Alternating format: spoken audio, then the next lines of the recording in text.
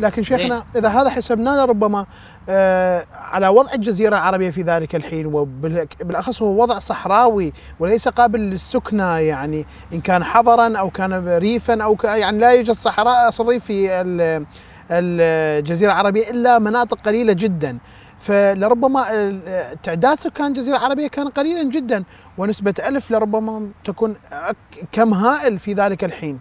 جيد، هذا خوش سؤال. هذا سؤال جيد، وبالفعل هنا المحك أنه نحن نجري قانون النسبة والتناسب، فنرى هل أنه بسبب هذه الحروب كانت النسبة عالية بالقياس إلى شعب الجزيرة العربية أم لا؟ صحيح كلامك. خلي نقارن أيضا مع شعوب أخرى وحروب أخرى. شوف يا أخي، على أقل تقدير عدد شعب الجزيرة العربية حينئذ كان 100,000. هذا على أقل تقدير، هو حتما أكثر من هذا، 100% أكثر من هذا، لكن هذا على أقل تقدير. ليش؟ لماذا؟ لأنه أصلا يقال إن أصحاب النبي على الاعتبار البكري، يعني من رأى النبي زين من رآه 100,000. هل كلهم عربا، يعني لم يكن من شعوب أخرى مثلا؟ لا، هم شعب الجزيرة العربية، لأنه ذاك الوقت الإسلام ما تمدد إلى الخارج إلا في بؤر يعني ضيقة شوية بالحبشة، لأنه ملك الحبشة مثلا أسلم، النجاشي عليه الرحمة مثلا، وأمثال هذا. يعني ما كان هنالك تمدد إسلامي. في أواخر أيام النبي صلى الله عليه وآله بعد الفتح خصوصا، السلطان والإسلام هو فقط الجزيرة العربية. زين، بل كانت هنالك جيوب للعلم في الجزيرة العربية، في اليمن وغير اليمن، في تهامة وغيرها، كان في أكو بعض الجيوب ما لا تزال أيضا على الشرك وعلى أديان أخرى. الشاهد، فعدد أصحاب النبي فقط، يعني الذين رأوه على الاعتبار البكري، 100,000. يا أخي، عدد الذين حضروا غدير خم في مبايعة أمير المؤمنين عليه السلام 80,000. فإذا إحنا على أقل تقدير، إذا إحنا كثيرا ما قللنا من عددهم، كانوا 100,000. طيب، إذا 1000 قتيل من 100,000، كم النسبة؟ 1%. 1%.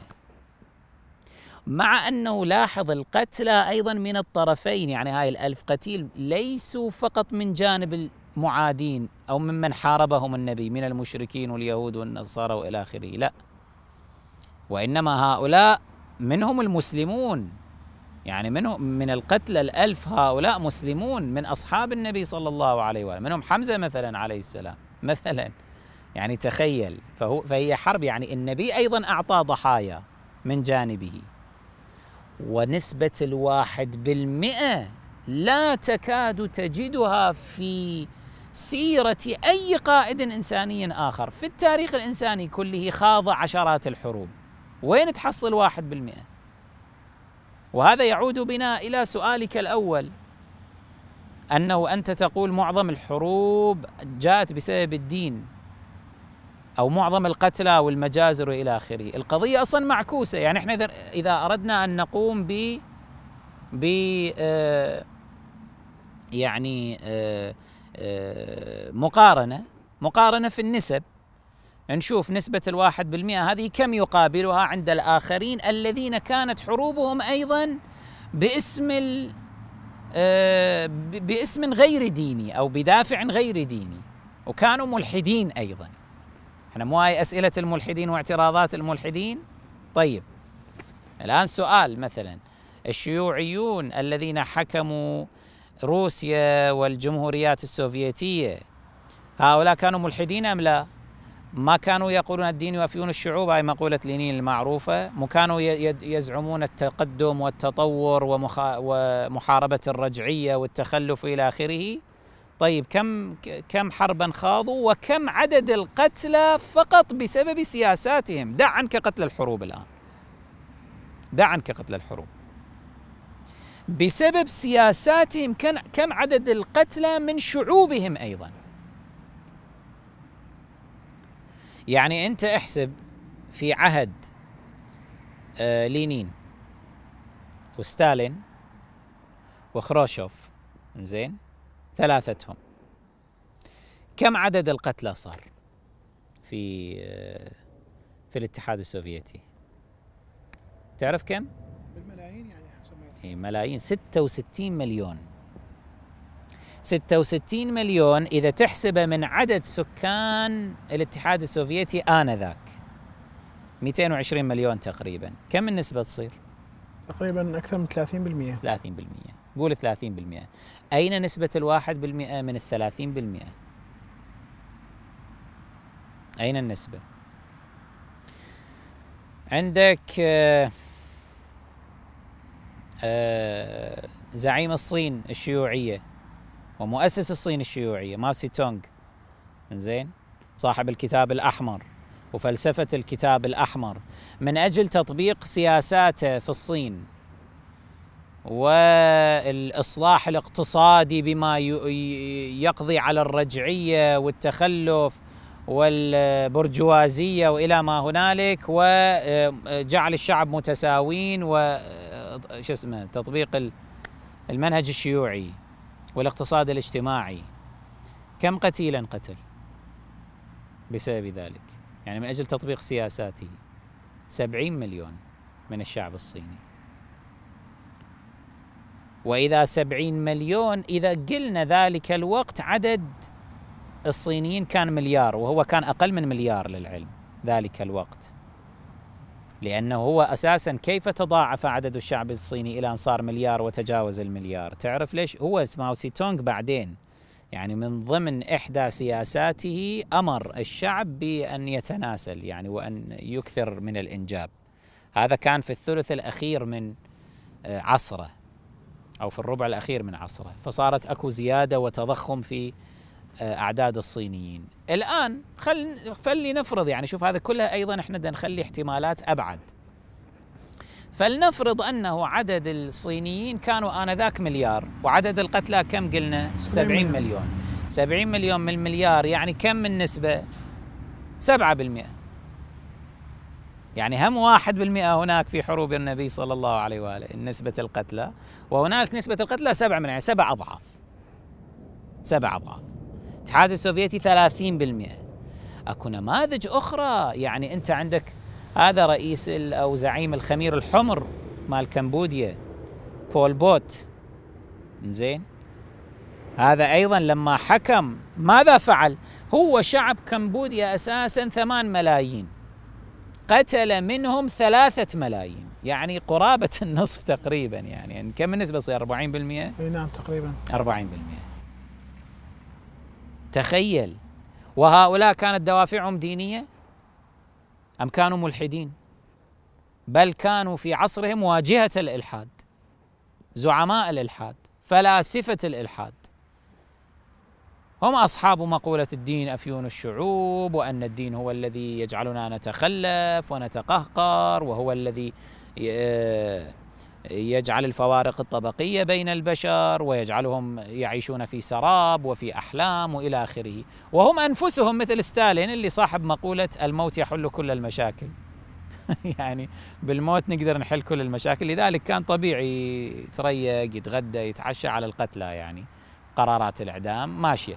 ولكن هؤلاء طغاة وليسوا مصلحون شيخنا الجليل. خلص، إذن لماذا تحاسبوننا على التاريخ الإسلامي بزعمكم الذي ارتكب الطغاة ما ارتكبوا فيه باسم الإسلام؟ إذا أردتم تنزيه الإلحاد والشيوعية الإلحادية من تصرفات هؤلاء مع أنهم ذو اعتبار، يعني هنالك فرق. يعني واحد مثل لينين هذا أبو الشيوعية بعد كارل ماركس. لينين منظر، ماو تسي تونغ نفس الشيء منظر، يعني هو صاحب النظرية، هو صاحب ذلك الدين الشيوعي، سميه هكذا، فهو يرتكب هذا. زين، مع ذلك تريدون تنزيه الشيوعية الإلحادية من هؤلاء الذين تسمونهم طغاة، مع أن لهم اعتبارا، فلنا أن نحاسب النظرية بمن طبقها وبمن وضعها، صحيح؟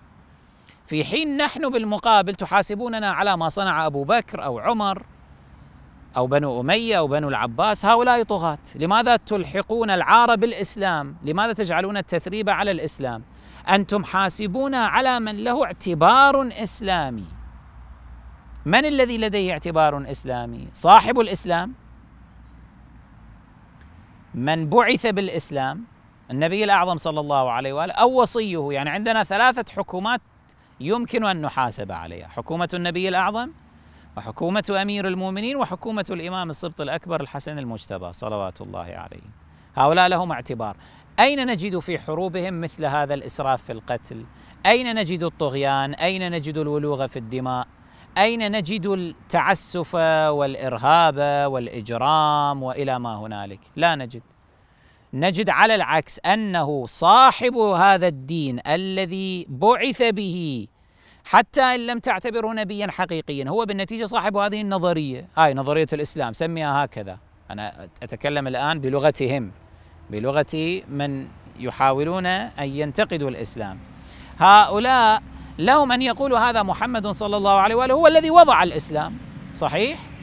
طيب، هذا نفسه حين قام بتطبيق الإسلام وهو صاحب الاعتبار الأول، عدد قتلاه من الطرفين، من أصحابه ومن المعادين، أقل من 1000، أو قول بحدود 1000، يعني نسبة 1% على أقل تقدير، لأنه شعب الجزيرة العربية كان على الأقل أكثر من هذا، قول 200,000، فتصير النسبة ماذا؟ نص بالمئة، حتى مو 1%. فأين القياس هنا؟ فأن يحمل الدين مسؤولية المجازر التي ارتكبها مثلا طغاة ليس لهم اعتبار شرعي وانتحلوا الصفة الدينية، هذا عينا كمن يحمل مثلا الديمقراطية التي هي الآن مبدأ إنساني محترم وأخلاقي ومعتبر، يحمل الديمقراطية تصرفات بعض الطغاة والعتاة الذين قتلوا الناس باسم الديمقراطية وشنوا الحروب باسم الديمقراطية. صار لو ما صار؟ باسم الديمقراطية قتلوا الناس وانتهكوا الأعراض ودمروا البلدان، يعني بشكل طبيعي في القديم وفي الحديث.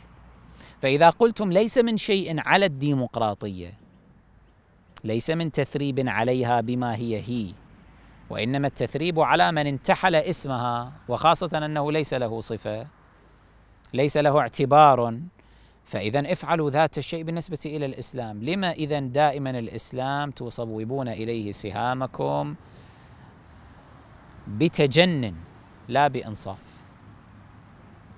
مع أنه مع هذا لا قياس، يعني مع هذا كله لا قياس، فإنه سيرة من له اعتبار إسلامي من أنظف ما عرفته البشرية من الحروب ومن المواجهات. هذا شيء واضح.